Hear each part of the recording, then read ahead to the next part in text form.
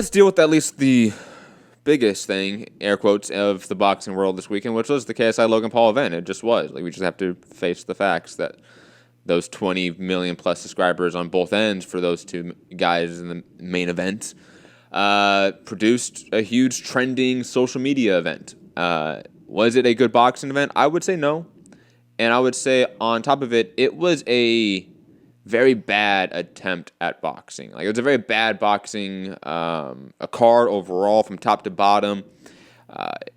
When we talk about this in the context of producing new fans, making new fans, I don't know if that was the case. I was there live, obviously being credentialed for the event. I might get into it a little bit later why that is. Gary, back up from the mic a little bit. You're breathing on it. There you go. There you go. Thank you. And Fu, I think, a little bit too. I think that was Fu, not me. I think Fu needs to blow his nose, maybe?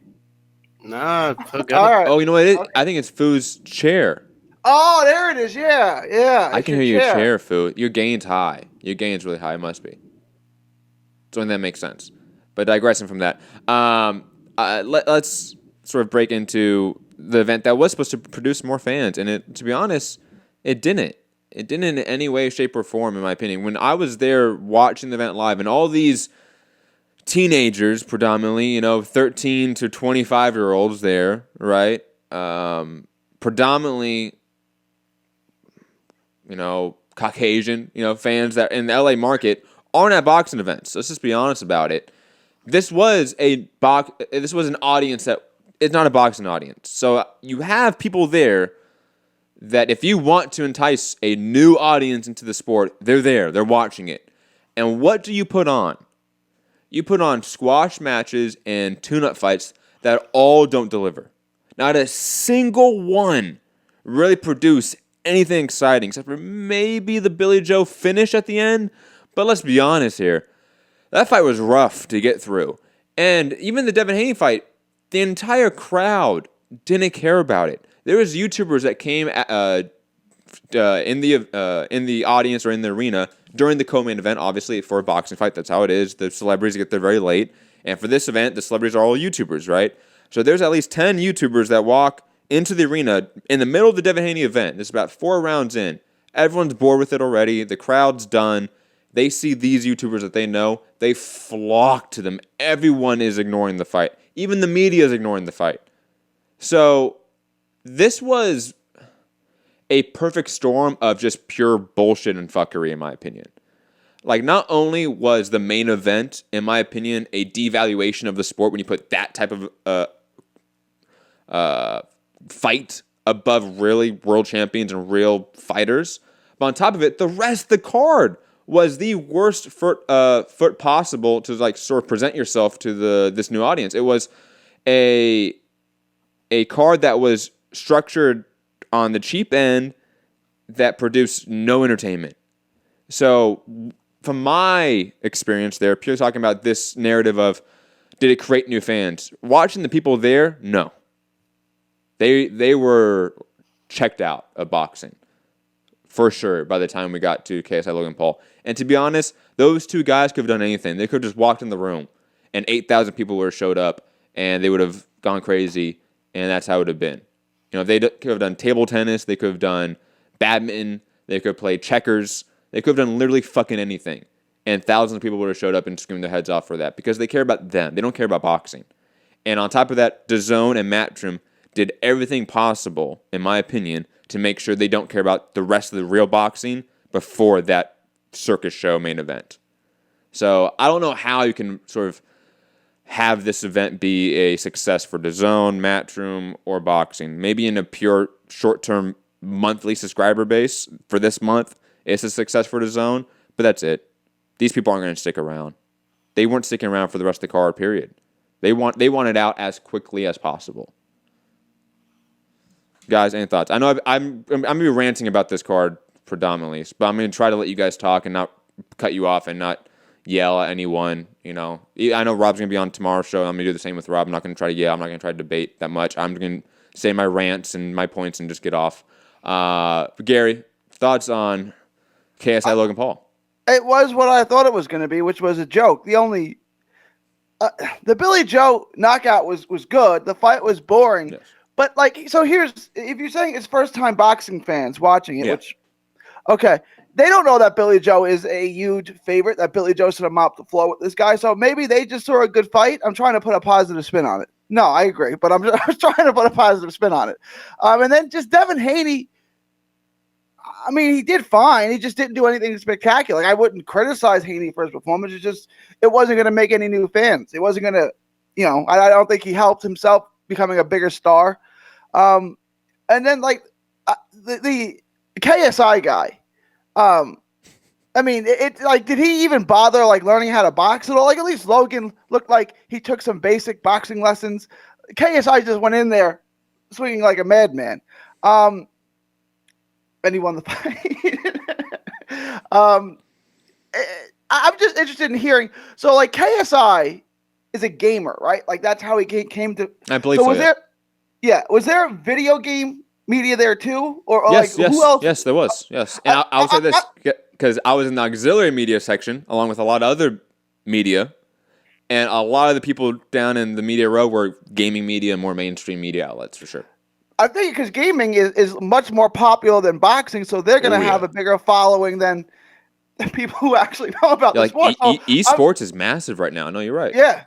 No. I have a friend who lives in Florida who I went to college with who was in a Madden tournament every year. And there's like 10,000 people who show up to watch people play Madden. It's like, yeah, gaming is huge. And quickly, Fu, I want to get your take about just quickly. I want to address one comment in the chat, in the live chat. Matthew D'Souza. Shout out to everyone in the chat, by the way. Crazy D3, Yogi, Benjamin, UK Rob's in the chat hanging out, Leonard Sterling, Dwayne, Boom, everyone. I hope everyone's having a great day, great evening, wherever you are. But Matthew D'Souza saying, Matt, the sole purpose was to get the DAZN brand out to attract new fans.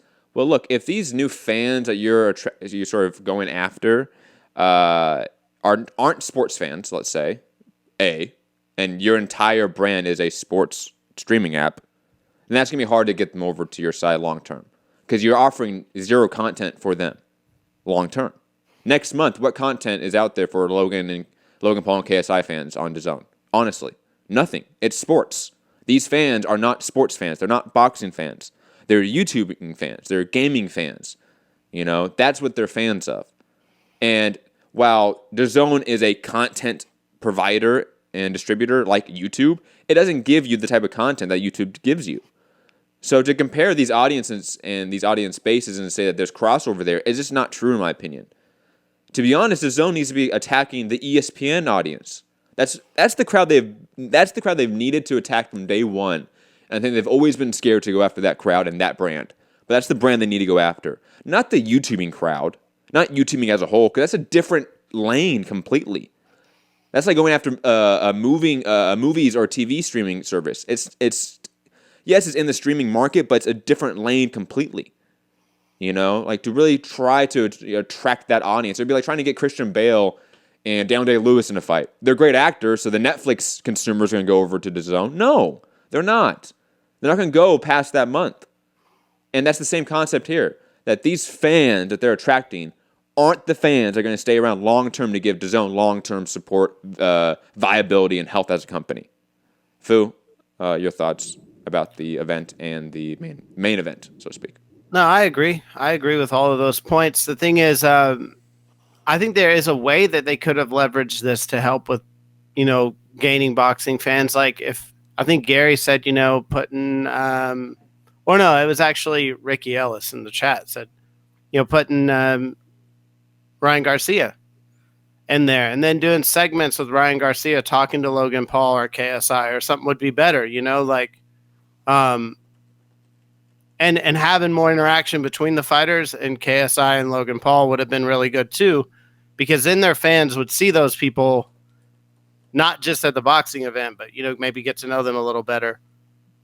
And I guess the other thing would be is it might pull fans in if they really did fall in love with boxing. Like if Logan Paul and KSI go on their channel and start talking about matches or doing live fight chats or something like that, where their fans would start wanting to watch just so they could, be cool in the chat or whatever, right?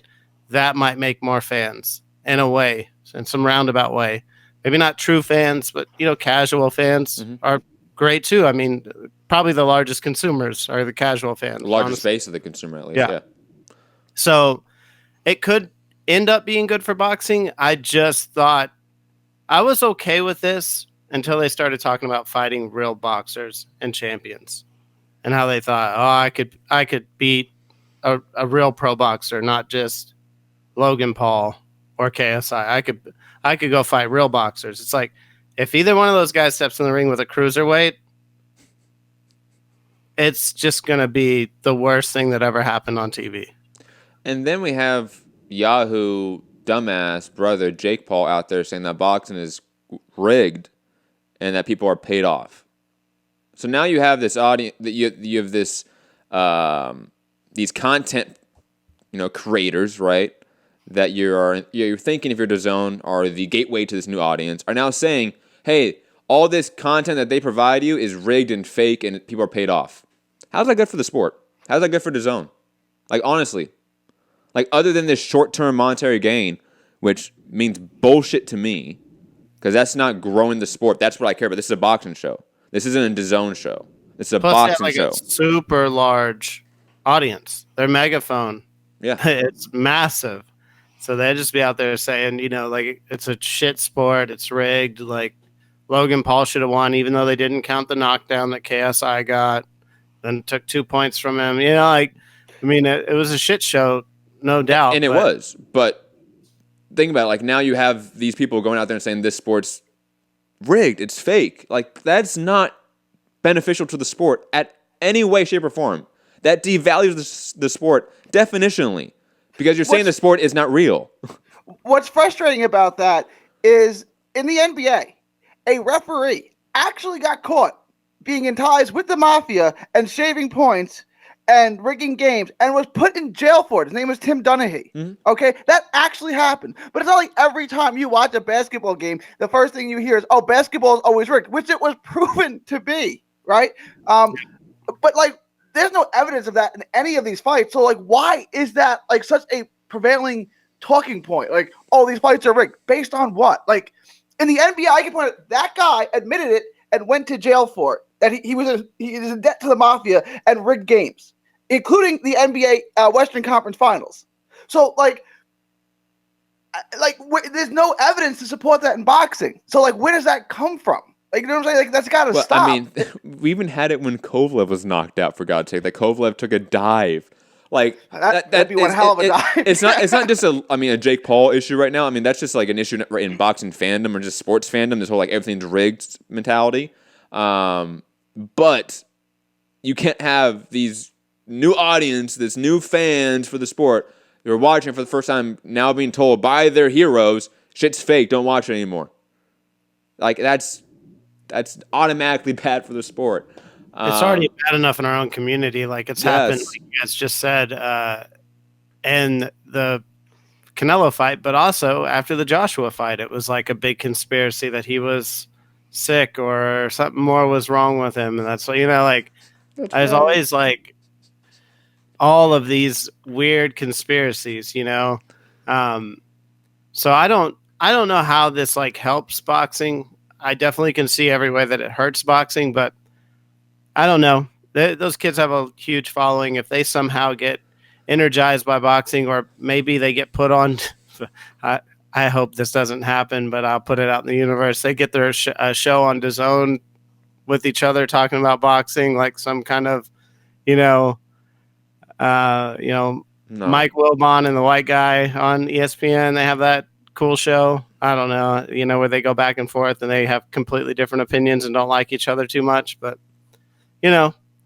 something like that would bring over crossover fans to some degree. But if those guys just go back to doing their normal thing and never box again, then no, it's not going to do anything. Y'all want to hear a good sports conspiracy? Oh, gosh, what? All right, I won't get into it, but on your own time, look up Cal Ripken and Kevin Costner and the Baltimore power outage. Look into your own time and tell me there's not smoke with it. There's not fire where there's smoke. I've vaguely heard of this conspiracy theory. I'm trying to remember what it was. Kevin Costner filmed the movie in Baltimore, and they were both fans of each other. So Ripken said, stay at my house. Ripken came home. Kevin Costner was in bed with his wife. Ripken beat the hell out of him, threw him out of his house, said he was divorcing his wife, called up the owners. It's like, I don't care about the streak. I'm not playing tomorrow. I got to get my life together. And the next day, there's a power outage in Baltimore, so they couldn't play the game. So he could continue his streak. I got a conspiracy theory for everything. Anyways, I will say this: 49ers Super Bowl against the Ravens. Something that's oh my gosh, that really don't. As a 49er fan, do not bring that one up, please.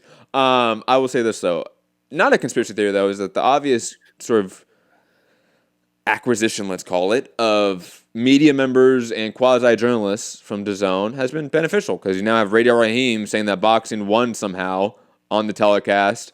You have Chris Mannix doing nothing but PR for them on Sports Illustrated. I mean, good for them. Good for DAZN.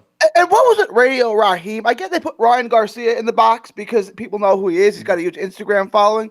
Radio Raheem, and look, he's a good dude. Like, Radio Raheem's a guy who never says a bad word about anything. He's like a nice guy. But no one knows who he is outside of hardcores, and he wasn't good at it. So, like, what was the purpose of that? He's a good dude, like, unless you're another media member who wants an interview, and then he just doesn't care if you have any time with the, you know? Oh, shots fired. It's fine. I didn't say it, but I mean, because I'm the one that's experienced it. I mean, sure, yeah, definitely true. But I would say this: I don't care. I would say this: I don't care about Radio Raheem not being good at the job. That's not what I care about. Like, I'll be honest, because like all the DAZN team is not good at the job, in my opinion. It's not great. It's not great. It's not like I went back and tried to watch some of the telecasts this morning, and it was rough. I stopped. I couldn't do it. And even at the event, like. I tweeted this out, but it's so funny. The MC at the event, the DJ, right? I think it was right after the Haney fight, right before the main event. He shouts out, "We made these fights for you, fight fans, so make some noise." And I look at Anthony Walk from ShareDog.com, who's sitting next to me, and I go, did he really just fucking say that they made this card for fight fans? Don't you dare. I got fucking irate in the arena.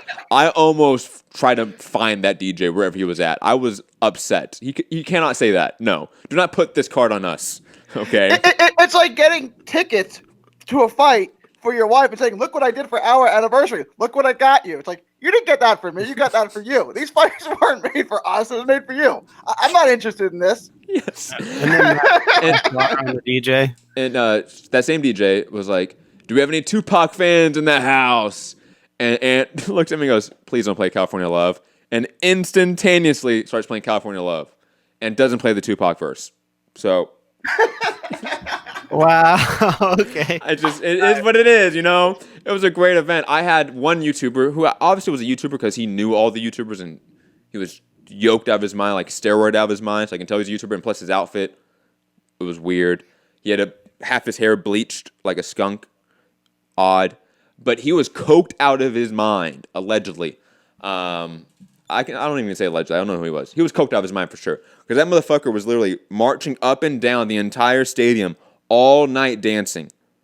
All night for 6 hours. He didn't stop moving.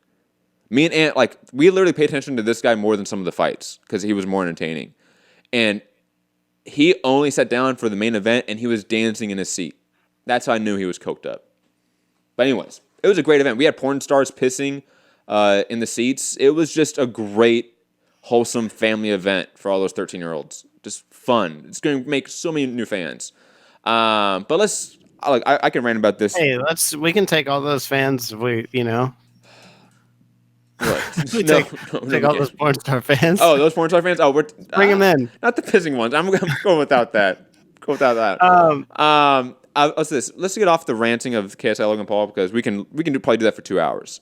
Let's talk a little bit individually about the two real fights on this card, air quotes real fights, and how they just did not deliver. Let's start with Billy Joe Saunders versus Marcelo Caceres. Wow. First off, was Billy Joe out of shape for this fight? I thought so. I was gonna bring that up. I mean, he never has a frame, like a body where he gets ripped up, but he looked like he had a little bit of a belly on him, didn't he? Like he didn't look in for the shape. Sufi fight, he looked far more in shape than for this one, I will say. And that was noticeable. That was noticeable for me. 2, he looked really just off. And, maybe it's the classic Billy Joe off night where, like, Jack O'Kay, who was the guy after Andy Lee that he fought that was, like, really rough? I'm trying to remember, but I forget. He's a guy that has really bad nights, and plus he's not an exciting fighter. I don't know really what to make of this, other than it's a Billy Joe performance, and usually when he's fighting subpar competition, it's a subpar performance, and that's what this was. It was, and I'm probably gonna say it wrong. Artur Akabov, is that his name? Yes, that guy. I was gonna compare it to that. But like Akabov is not a top 10 guy, but he's probably 15 to 20. Like he's not a terrible opponent, but Billy obviously, I think he won a majority decision in that fight. Like he looked awful in that fight, and he looked awful again last night. Do you think it's just Billy fighting down, or do you think the guy he fought last night? How do you say his name? Marcelo Corceras. Corceras. Do you think he just maybe? Because a lot of time you see Argentinian fighters kind of come out of nowhere. Right? Like Matisse, like he was supposed to be food for Judah, and then like Judah got a really beneficial decision. Like, whoa, this guy's pretty good. Like it kind of happened. Like the same thing with Maidana, kind of came out of nowhere. Do you think that maybe this guy is just better than we're giving him credit for? No, he didn't look good at all either. Yeah, I didn't think so either. But I wanted to. Like Marcelo Corceras did not look like a top 20 fighter, let alone anyone that should give a world champion an off night, to be honest. So I don't see how we can say that this was like any sort of thing other than just a bad performance from Billy Joe. At the very worst, he just didn't take it serious and was out of shape. But, dude, it's your U.S. debut. It's your first fight with Matchroom. You're going to do this? You're going to not take it seriously? Like, if that's the case, then, like, dude, it's another case of Billy Joe not taking the sport serious, and therefore I'm not going to take him as serious anymore. Like, what? Like, there's no way I will take serious picks and predictions for Billy Joe Saunders versus Canelo Alvarez. Not after this fight. It reminded me, and I don't want to compare him to Pernell Whitaker, but Whitaker had a fight signed, sealed, and delivered with Oscar De La Hoya back in like 96 or 97. And he had to fight this mandatory. He was a Cuban guy named Diablos Hurtado. And Pernell Whitaker showed up out of shape. Like he got knocked down within 3 seconds. Like he got knocked down twice, I think. And then like Duva and Shields are screaming in his face, like, "Are you kidding me? You might lose this fight." And I think it was the 11th round. And Whitaker like went out there and just unleashed on him and knocked him out, right? Mm-hmm. I mean, do you think like Billy Joe was ever concerned? Like, I don't know. Like, do you think that Billy Joe could have done that at any point that he wanted to? Is kind of like what I'm asking. Maybe, but no. I don't know. I don't know. I mean, because he's not really the most powerful puncher, so. But with a guy like that, no, he's not. You could just get him hurt right. and then unleash your hands and make the ref step in. You know what I'm saying? Like, but there was times where he kind of tried, but to be honest, Billy Joe's punch technique was kind of off tonight too. Like he was throwing wide shots, he wasn't throwing down the pipe, he wasn't throwing straight shots at all. His technique seemed a little bit worse too. Not just his physical condition, but I think his technique was a little bit more poor in this fight as well. Fu, thoughts? How much did he work with Dominic Ingle before this fight? Because he was training with Davison, right? I think they even said that Davison just wasn't at this fight. Yeah, he wasn't. So, I mean, I don't know if that played into it, but I do know that he said that the big plus to being 168 is that he can eat chocolate now while he's training for fights. So, I just think that he just doesn't take the sport that serious. He's just really, he's like that talented kid that doesn't have to study in school, and then like all of a sudden, they get to college, and it's maybe not as easy. I think that's how it is for him when he gets to the top. Like when he gets to Canelo, he's going to realize, oh shit, like I should have took this sport like much more serious. Much more serious. Yeah. No, for bring it down to your face. Bring it down, not up. Down. There you go. Away from your nose. Think about that concept. But anyways, digressing. Like when we saw him take David Lemieux seriously when he was in good shape, and you can tell that he took the fight serious, performed great. He had a great performance. He boxed well. His technique was on point. Again, the Artur Akakov fight seems like a good comparable matchup that is in Billy Joe's past, where maybe it's an off night, maybe he just didn't take this fight serious. But then again, like that's a reoccurring issue we have here, and that's in and of itself an issue. Maybe that this fight isn't a huge red flag, but the fact that we've had a lot of these fights in Billy Joe's career is a red flag. And I think fights against guys like Callum Smith, Demetrius Andrade, Jamal Charlo, Gennady Golovkin, those are all really tough fights for Billy Joe, in my opinion. I don't think those are as easy as we think they are. I think we still look at the David Lemieux fight as like that's what he is, but I think more often than not, he puts on these performances, to be quite honest. I think if you're going up a weight and you're able to just not really diet very well at all and brag about how well, now you can eat like candy and stuff when you're cutting for your fight, you should go down a weight. Like he should be fighting at 160. And he should have somebody that holds him accountable for, staying in shape and getting to 160 so he can have the fights that would really matter. Versus like going up to 168 just because he doesn't want to be serious about his dieting or his health, for the fight. Which is what it kind of seems like at this point. Yeah, but how much of it is he's his own worst enemy? I mean, like, he's just not going to... Do you think he knows he's not supposed to eat chocolate? Obviously, he knows that. He just doesn't care. You know what I'm saying? It's like, it's your own worst enemy. He knows you probably shouldn't eat chocolate when you're trying to cut weight, right? Or at all when you're training. I think he knows that. You know what I'm saying? It's like he doesn't care. I agree. I think this is, like, we have a character issue, like, with Billy Joe. Not really a fighting issue with Billy Joe. And to be honest, that the having character issues, having personal issues will affect your boxing more so than anything else. It just does. But on the point of Billy Joe, let's talk briefly about the Canelo fight because Chris Mannix, DAZN employee, is writing super middleweight title holder Billy Joe Saunders called out Canelo after his win last night, and there have been some very preliminary discussions between Canelo Saunders sides about a fight next year per sources. DAZN will continue to push for Canelo Triple G trilogy in May. So we know from that from the basic assumption from that tweet from Chris Mannix is that Team Golden Boy and or Canelo wants Billy Joe, and DAZN wants Triple G. Guys, who do you think is going to win out in this little battle hill of Canelo? Yeah, of his career? Canelo, of course. You think Canelo's going to still just fight Billy Joe and not fight Triple G? I think Canelo would rather fight Billy Joe because it's a new test, but Billy Joe looked trash, so maybe he'll just go with Canelo. Like, Canelo's going to go with whoever he thinks is the best fighter, right? Like whoever more people are picking to beat him, he'll just fight him. So I don't know who that is because Billy Joe looked such trash in that last fight. I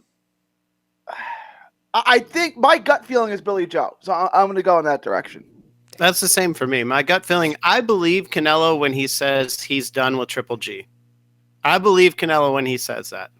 He doesn't say like very many things and not mean them, Like, so to me, it's if he says, I'm done with Triple G, I already beat him, like realistically, do any of us see a way for Triple G to beat Canelo? I don't. No. I mean, Derevchenko beat him. Like, That's what I'm saying. We just don't have that conversation, I feel like. Not us, but I mean just the boxing community. But moving on, Devin Haney on the co-main event really put in a bad performance here. And Lackluster performance. I think he really couldn't get his offense going the way he wanted to. I think on top of it, his defense wasn't working this fight. His Philly shell that he likes to do wasn't working to the point where, like, Anthony, more of an MMA guy, was saying that this guy has a bad Philly shell. Like, yeah, that's probably more so the case than not, that Devin Haney's defense is predicated more on leg work and leg movement, lateral movement than actual defensive head movement and waist movement, a la the Philly shell.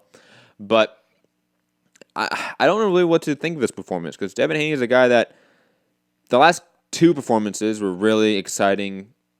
It looked like he turned a corner offensively and just as a fighter in the complete package because the fights before that, he did have more of these performances. A little bit lackluster, a little bit more boxing-centric, a little more of a boring fight, let's just be honest about it. And especially in like the Showbox run of his, like that was a lot of boring decision fights, let's be honest. And it seemed like it was a digression to that in some way. Or maybe the last two fights were just very clever matchmaking. I don't know what to think of Devin Haney at this point in time. Because, again, we're talking about guys that, even Shakur Stevenson in a way, you have yet to fight anyone in the top 10. And you have a belt around your waist. this is a new paradigm where I don't even know what to rate you. You're still a prospect in my eyes, but you have a belt around your waist. So, like, I don't know to be really critical of Devin Haney's performance because he has a belt around his waist, or because in my eyes he's a prospect still working his way up to a Loma fight when Loma is really the top guy in the division. That's all that matters. Again, it's a weird situation here for Devin Haney. He's young. He's only, 21 years old, right? 22 maybe? He's 20. Like Eddie Hearn will tell you, he's 20 years old. 20. He's 20. Yeah. Still a huge work in progress. I'll say that at least. He is still a massive work in progress. And I will still say this for all fighters that are young and have their dads as their trainers, get away from that. Get away from your dads in your camp, in your corner.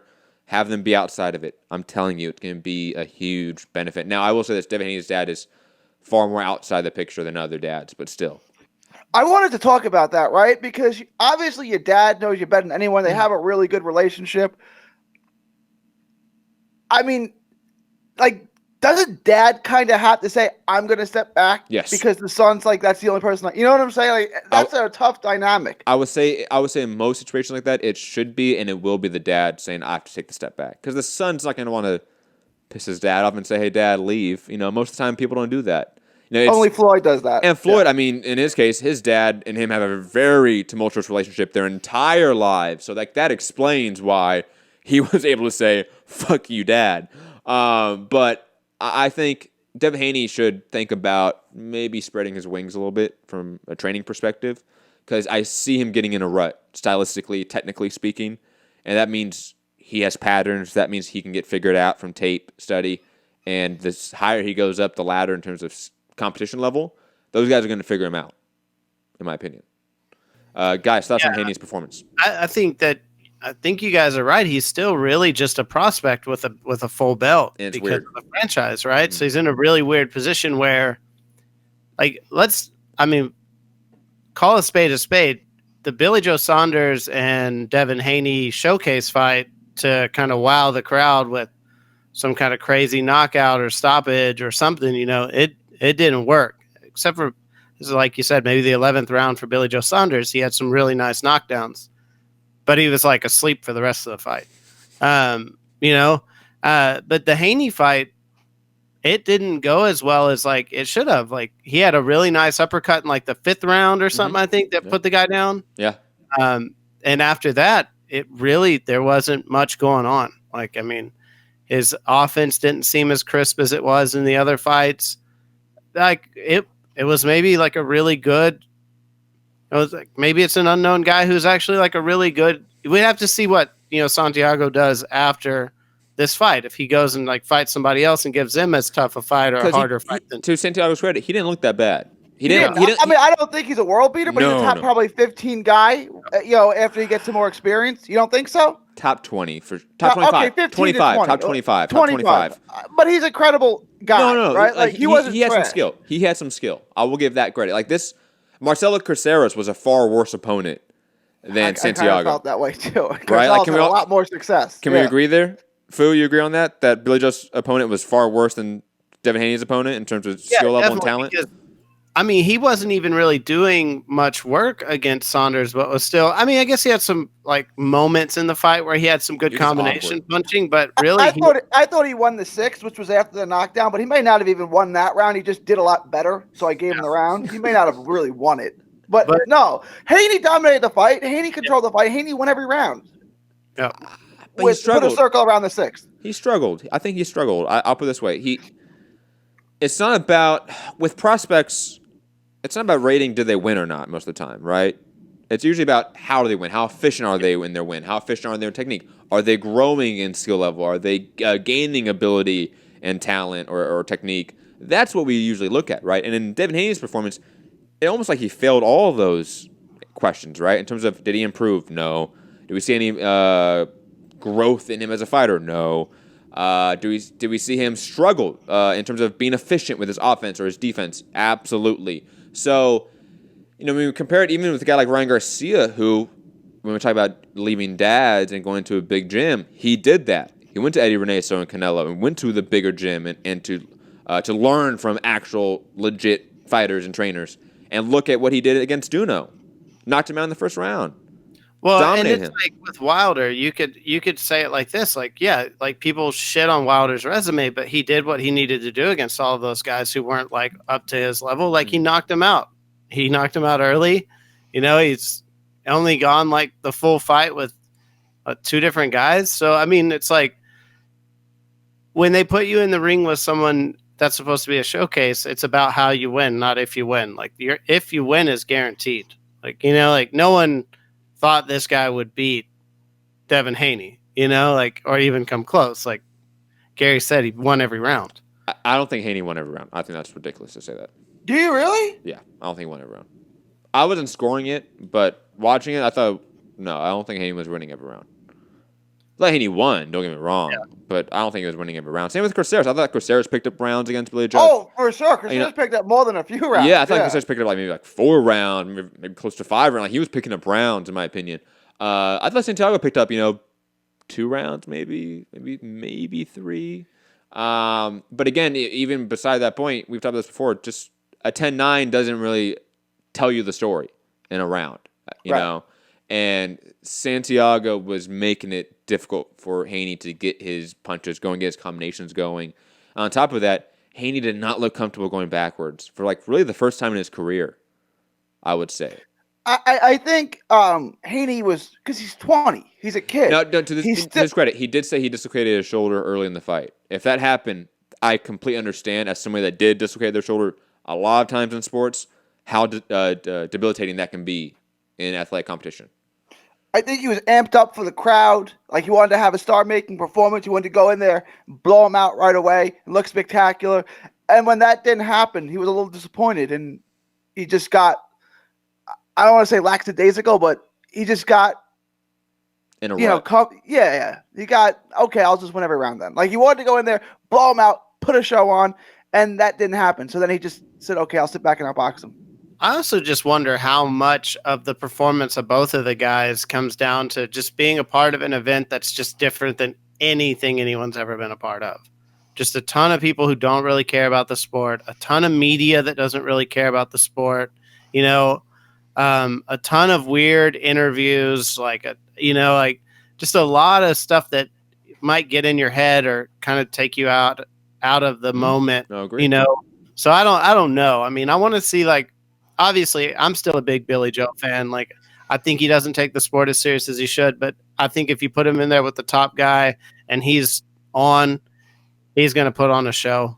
He's just a top level guy like Tyson Fury. No one thought he should be in there with Wilder. Look what he did. I mean, there's just, those guys have it in them. Like they were born for it, and Haney, I still think is a top prospect. I think that he just came up against maybe a guy that's hard to get out of there. There's some dudes that are just tough as nails. They're not going to go down. Like they're going to put you through the full 12 rounds and make you look bad. And they're not going to win a lot of big fights, but they're going to make you look kind of off. There's definitely those guys. They're just the ringers out there in the sport.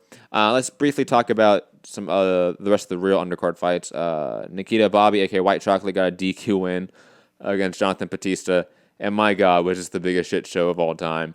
Shout out to Jonathan Batista, though, for literally pretending to be, knocked out. At first he pretended to be fully unconscious, and then he was like, no, wait. I'm awake now. I'm cool. Oh, shit. You guys are disqualifying me? Fuck. It was a insane situation there. And I will tell you this. Everyone in the crowd had no idea what was going on. But that is one of those things where it's like Amir Khan. You don't want to continue. So the fight's over. Stop it. He loses via knockout. Like, if you don't want to continue, I'm stopping the fight. He didn't want to continue. Stop the fight. Yeah. You lose via knockout. And then they kept going, and they tried to stop the fight, and the dude just kept punching. He was clearly trying to get himself disqualified. It was so uncalled for. Shout out to White Chocolate for handling it really calmly, because he could have probably, if he wanted to, really start going after the guy, because that guy was going after him, and he kind of just slipped the shots, got out of the way, pushed him away, and he was cool with it, and that was good, because it could have really escalated. Right, because White Chocolate already got a point deducted for hitting him in the back of the head. Yes. Now, he doesn't want to get disqualified and get a loss on his record, so, I mean, he did the smart thing. It was But again, young fighters in that moment, absolutely. They're more likely to think emotionally than actually thinking. So he thought. So shout out to White Chocolate for doing that.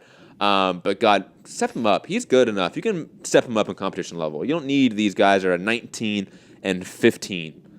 Yeah. Stop. It's true, Yeah. but I mean, White Chocolate just fought. He just fought Isaiah Seldon a couple of weeks ago, it seemed like. No, I understand, but like overall, he has faced some really bad opponents. Really bad. Comparative to other guys like Diego Pacheco or Anthony Sims Jr. or other guys that Matchroom has picked up in their stable that are young prospects. He has faced the worst competition of them, and I think he's actually one of the better guys. So take the step up. I mean, and if he takes an L, who cares? He's young. Like, that's okay, guys. Like, get over that mentality. It was really funny because there was a moment where that dude like hit him with like a, like a shitty like 4-punch combination. It was like a lot of hitting the gloves or like, kind of shoulder punches or whatever. But you could tell that Nikita got like pissed off. And then he just like waylays him with that like left hand and just like puts him down. And I was just like, God, he could have just done that at any moment. Like at any moment, And he just got like pissed off enough that he didn't even like set it up with anything. He just throws like one punch and the guy's just open for it, It's just like, this is just such a shit show. This whole thing, the whole card, it's a shit show. The kid's got real power, it looks like, right? No, yeah. And he also has a really good deep amateur career too. Yes. So it tells me that he should have boxing skills. So I think it's just a matter of putting it all together, right? Because when you see him out there, he's gunning for the knockout. Yeah. Right. I think as he steps up, he'll work off his jab more and use more skill, which he has to have the skill because he has such a deep amateur background. It looks like he does have the skill. Like the little bit we've seen of him, like work behind the jab, I like the work. So that's why he can take the step up when these other guys don't have the amateur pedigree that he does. Like Diego Pacheco, we're going to talk about, who's I think facing better opponents than White Chocolate. He doesn't have the amateur pedigree that Nikita White Chocolate Bobby does. So like, it just doesn't really make sense to me for the matchmaking. But digressing, Diego Pacheco picking up a win as well. Ronnie Rios picking up a win as well. And those are really the only fights I want to bring up that were legitimate fights. The rest of them were not legitimate fights, in my opinion. When you have the best name in sports, Nikita Ababi, why do you come up with a played-out nickname like White Chocolate? Like, how many people have had that nickname? Just go with your real name. Like, Nikita Ababi. You can't make a name up. That's a great name. Let's be honest, 99.9% of nicknames in combat sports are really bad. Like, really, really bad. And, like, how many Hands of Stones are there? Like, a lot. 1,000. Just saying. All bad. Really only one. But there's only one that matters in our hearts, Roberto Duran, of course.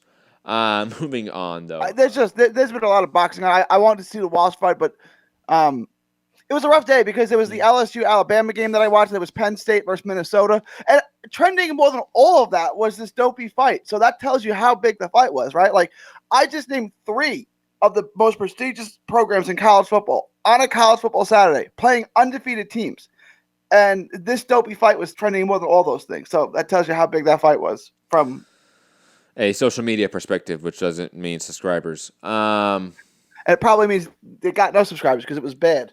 And it was illegally streamed significantly.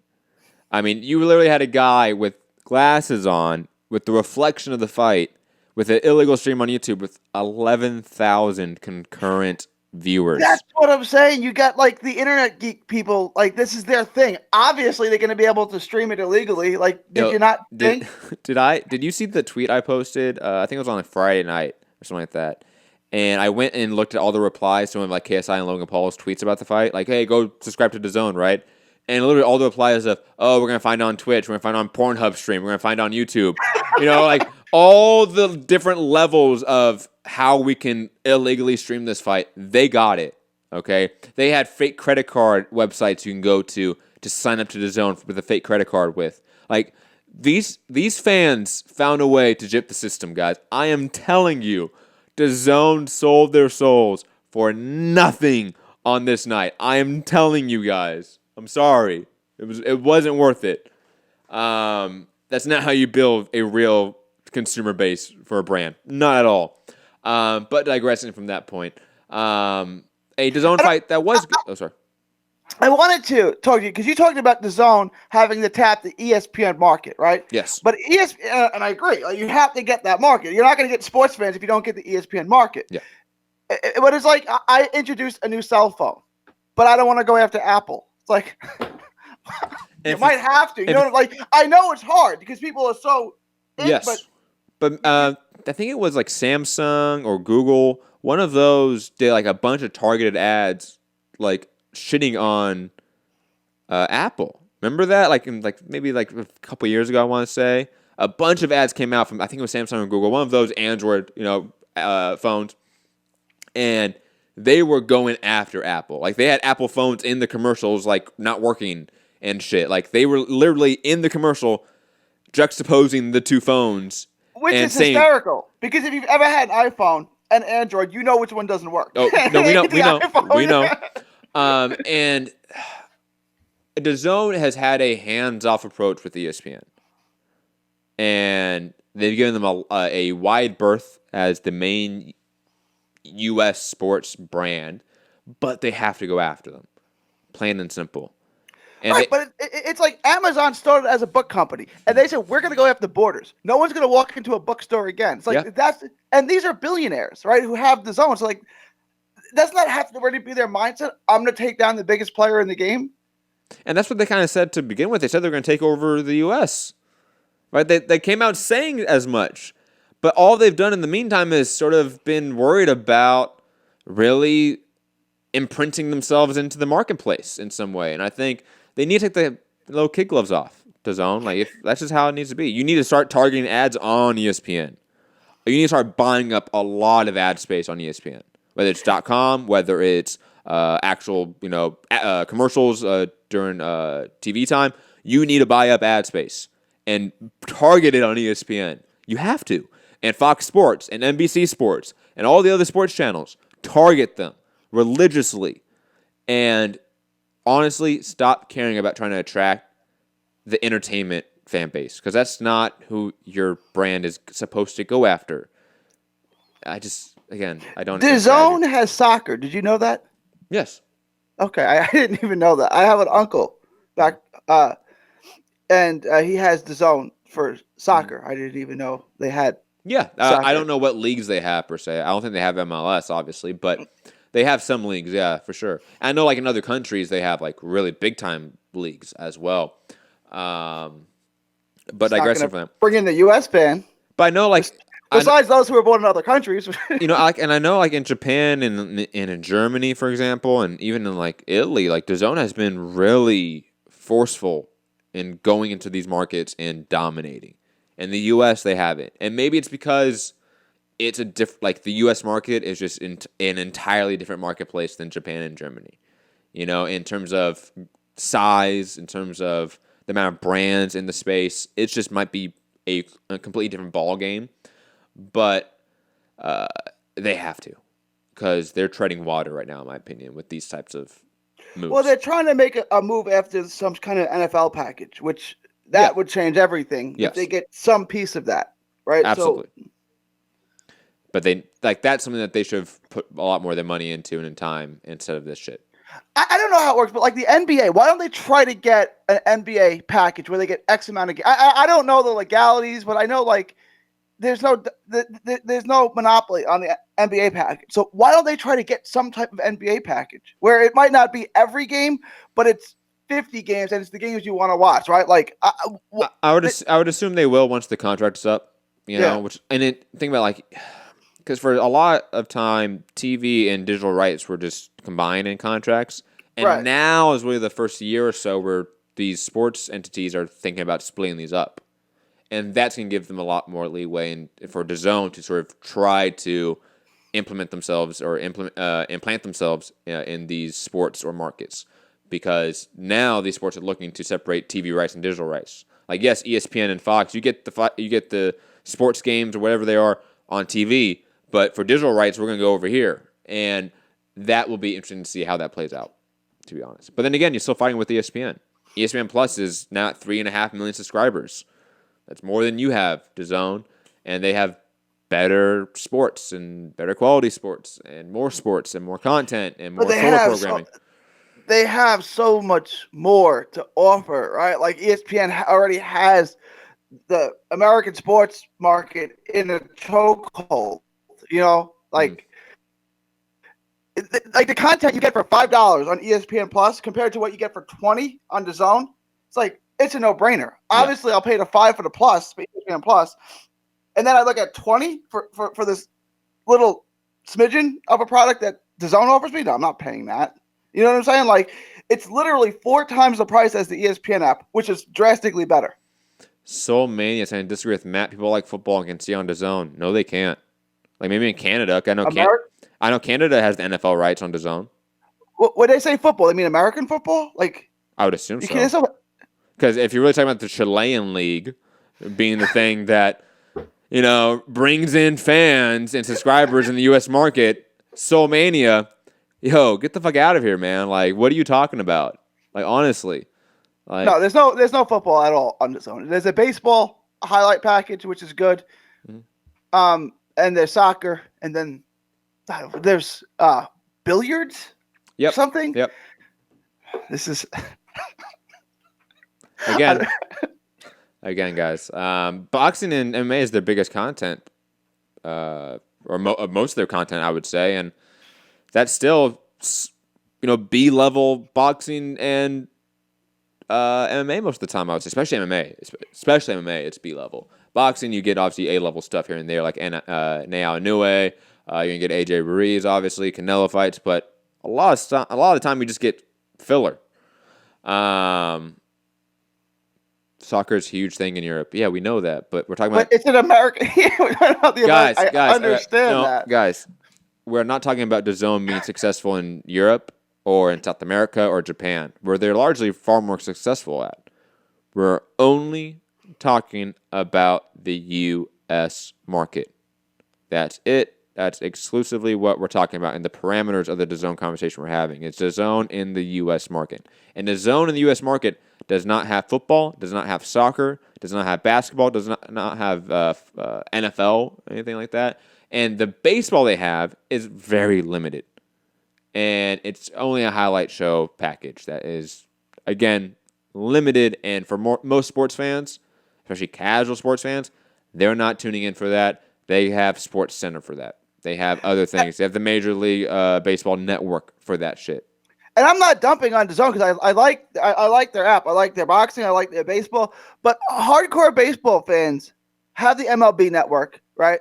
They already have a million ways to watch baseball. I can't see. And the average baseball fan is like 50 years old. So I don't see the average 50-year-old baseball fan paying $20 a month to use an app they can't figure out. Like, I'm just being real. And I'm not dumping on DAZN. I like their change-up show. It's a good show. But I can't see how it's marketed to the baseball fan who's old. And again, it's the Chilean football league, guys. It's not like they have like the Mexican football league, right? Which that might mean something, right? Right. There could be some old Americans in there who couldn't play anymore in the NFL, so they went to Mexico. They have Paraguay's league. Oh, wow. Fucking fantastic, guys. What the fuck are you guys talking about? Get out of here. No, but soccer is huge in Europe, Matt. Didn't you know? Whatever his name is, saying DAZN would never succeed in the U.S. DAZN is a Europe-based company. I mean, cool. I agree with you. Cool. We're in agreement now. Why are you arguing against me? We're in agreement. We're saying the same thing. IKEA isn't a European company. IKEA is big in America. I mean, just because you're a European company doesn't mean you can't. I understand how that's a bullshit argument, but this guy thinks that that's not what we're arguing. We're arguing exactly that. That DAZN is actually highly successful in Germany and Japan specifically. But in the U.S., even though U.S. is now their main revenue source, it's not really making an imprint in the market as much as I think they want to, especially the sports market. Making your brand aware for YouTubing fans who aren't going to stay and watch sports doesn't do anything for you long term. Let's be honest. PSK saying not Chilean, but European leagues are watched by all soccer fans based in the U.S. They don't have any European leagues, I think. I can double check if you want PSK, but I don't think they do. And it's funny how like all these UK fans who don't have DAZN are bitching at us for criticizing it. You guys don't even have it. What are you talking about? How do you know what's on it? How do you know the quality of it? You guys do not have it. I'm not hating on it. I said I like it. It's just like it's not currently. It's not the greatest thing since I don't like it. It's not the greatest thing since sliced bread. It's not what you people in the chat are trying to make it out to be. It's not. It's good for us boxing hardcores, but that's a very bare minimum. That's not going to make you successful and help you beat ESPN in the sporting landscape in the U.S., which is what they have set out to do. They said as much. So we're only holding them to the standards that they have set for themselves in the U.S. market. Japan, they're successful. We're not talking about that. We're not bitching about that. Because why? Because they have Japan. Largely successful. Canada, they have a lot of quality content in the Canadian market. We're not talking about that. We're talking about the U.S. market. Stay on my point here, guys.